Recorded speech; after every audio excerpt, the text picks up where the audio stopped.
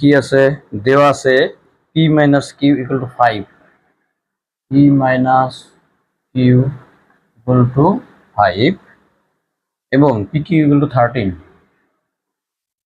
এবং P Q equal two 3 আছে।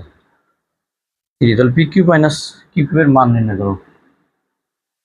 P cube minus Q এর মান, তাহলে দেখো এ কিউব মাইনাস বি কিউব, তাহলে কিউব মাইনাস বি এর মান শুধু এ মাইনাস বি আছে না, তাহলে সূত্রটা কি এ মাইনাস বি, এই যে আমাদের সূত্র 2 নম্বর সূত্র A cube minus B cube, A minus B whole cube plus 3ab into A minus B, দেখছো?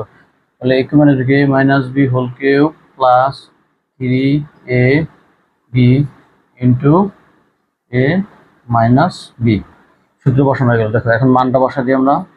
পি মাইনাস কিউ এর মান কত? 5, হ্যাঁ 5 এর কিউব প্লাস 3 গুণ পি কিউ এর মান কত? 3 গুণ পি মাইনাস কিউ এর মান কত? 5।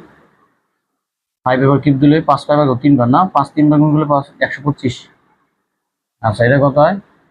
3 3 9 5 9 45, হ্যাঁ।